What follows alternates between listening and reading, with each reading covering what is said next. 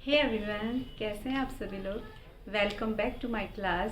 जैसे हम vitamin chapter पढ़ रहे थे जिसके 2 पार्ट्स आ गए हैं। फर्स्ट पार्ट में हमने फैट सॉल्युबल पढ़ा था। सेकंड पार्ट में हमने वाटर सॉल्युबल का कुछ पार्ट पढ़ लिया था। इसके फर्स्ट और सेकंड 2 पार्ट आ चुके हैं।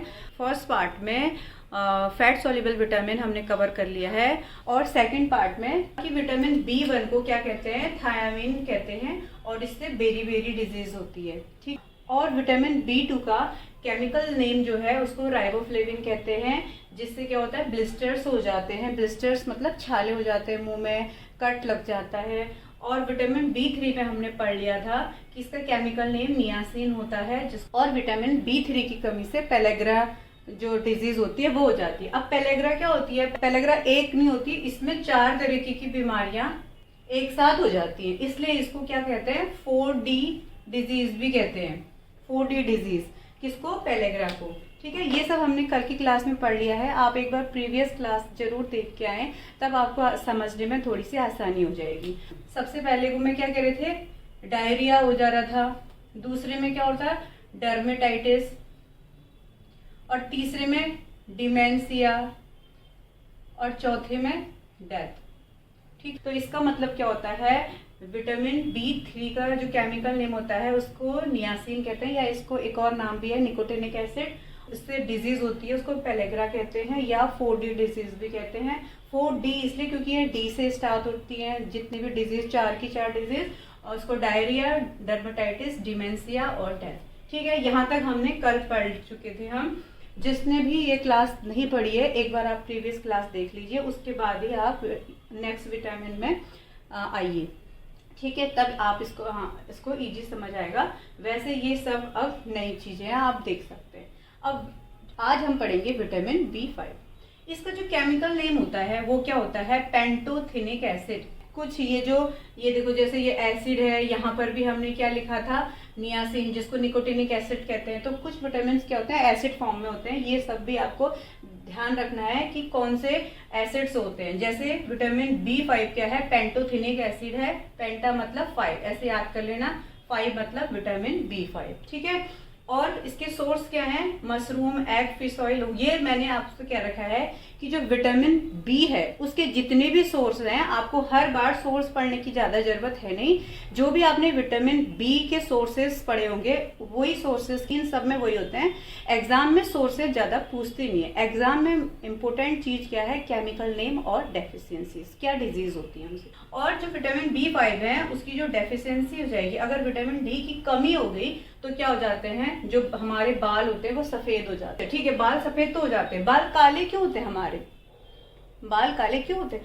सबको पता है कि कोई भी कलर किससे बनता है, हमारी बॉडी में कोई ना कोई पिगमेंट से बनता है। तो एक पिगमेंट है मिलेनिन, ये किसके लिए है, ब्लैक कलर का पिगमेंट। ब्लैक कलर का कौन सा पिगमेंट देता है, मिलेनिन। अब क्या होता है, जैसे हमारे शरीर में भी कुछ लोग बहुत सफेद होते हैं, कुछ लोग थोड़े सांवले होते हैं, तो उनके शरीर में भी यही पिगमेंट होता है। जिसमें थोड़ा सा ज्यादा हो जाता है वो थोड़े डार्क हो जाते हैं, और जिसमें थोड़ा सा कम होता है वो व्हाइट हो जाता है।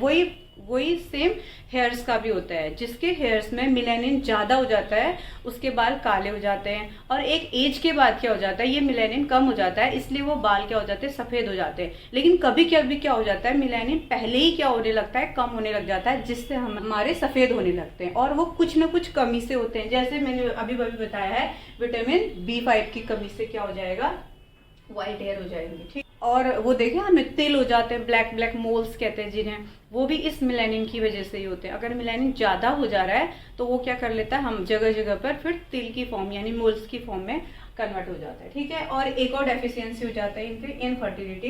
कल भी हमने B2 में पढ़ा था कि इनफर्टिलिटी हो जाती है, और B5 में भी इनफर्टिलिटी, पता ही है, जो स्पर्म और ओवा होते हैं वो प्रॉपर फंक्शन शो नहीं कर पाते हैं, और जिससे क्या हो जाती है, इनफर्टिलिटी होती है।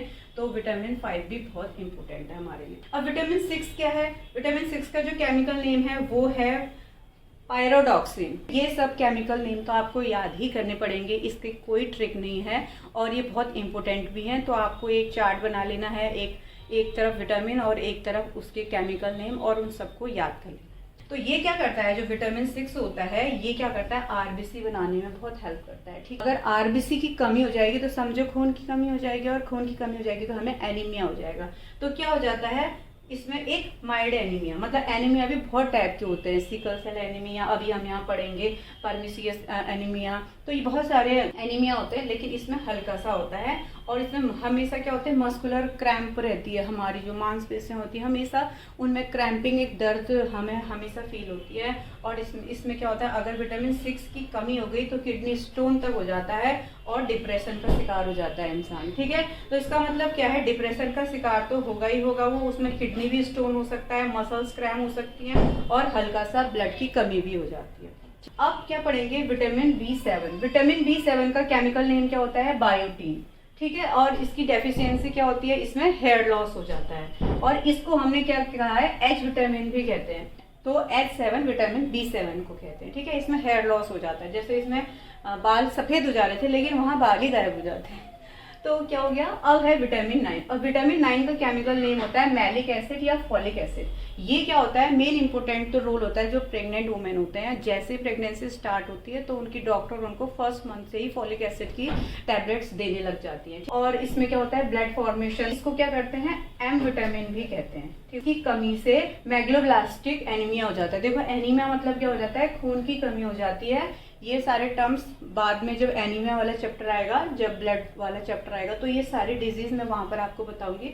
अभी आप याद कर लीजिए कि इसको मैग्लोब्लास्टिक एनीमिया हो जाता है यहाँ पर। अब B12 क्या है, केमिकल नेम इसका है साइनोकोबाल्मिन। अगर इसमें एग्जामिनर पूछ देता है कि इसमें कौन सा मेटल है, कोबाल्ट, क्योंकि नाम से ही पता है हमें, कोबाल्मिन इसका क्या है, केमिकल नेम है। इसको ब्लू विटामिन भी कहते हैं। B2 विटामिन को क्या कह रहे थे, येलो विटामिन, वैसे B12 को क्या कहते हैं, ब्लू विटामिन कहते हैं।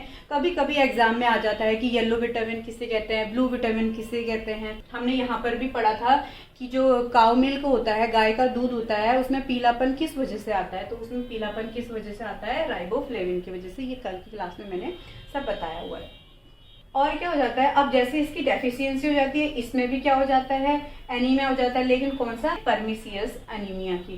ठीक है, तो माइल्ड एनीमिया यहाँ हो रहा है, और मेगालोब्लास्टिक वहाँ हो जा रहा है, परमिसियस एनीमिया वहाँ हो जा रहा है। तो ये एनीमिया के अलग अलग टाइप्स होते हैं, ये सब हम बाद में पढ़ेंगे। अब हमारे ये यहाँ तक के सारे विटामिन B कंप्लीट हो चुके हैं। अब हम पढ़ेंगे विटामिन C। ठीक है, ये भी एक वाटर सॉल्युबल है।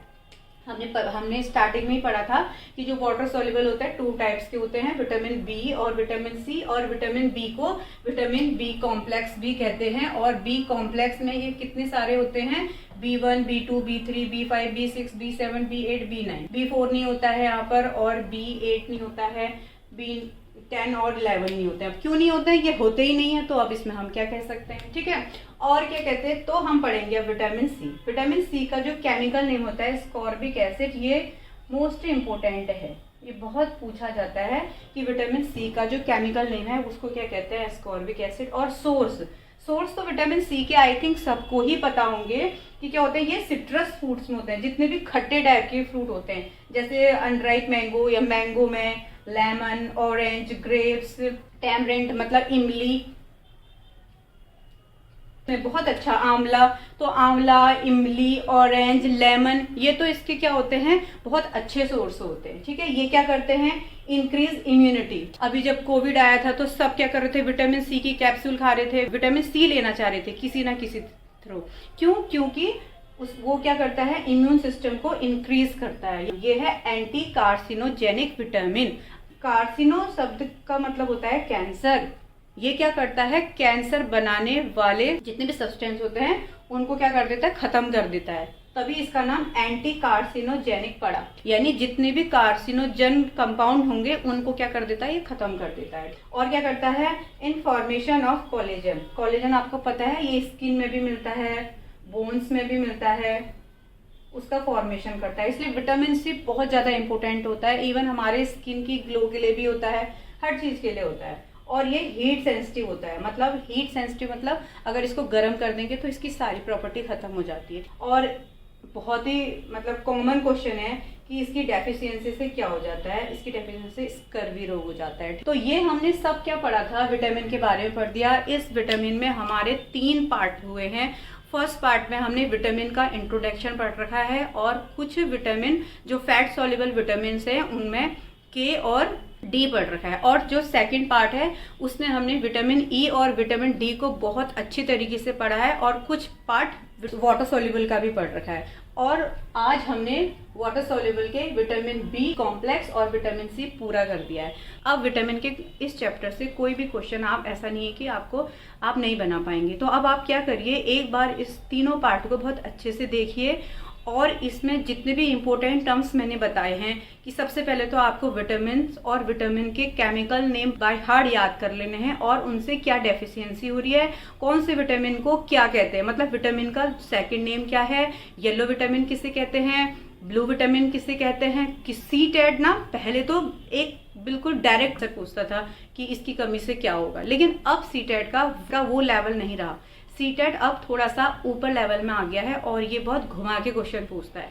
अगर आपको विटामिन के बारे में अच्छी तरीके से सारे कॉन्सेप्ट अगर पता है तो फिर कहीं से भी विटामिन से कोई भी एग्जामिनर पूछेगा तो आपसे क्वेश्चन बनेगा ही बनेगा। तो एक बार आपको कैसी लगी क्लास, अगर अच्छी लगी तो एक लाइक कर दीजिए और हाँ पढ़ते रहिए, मेहनत कीजिए।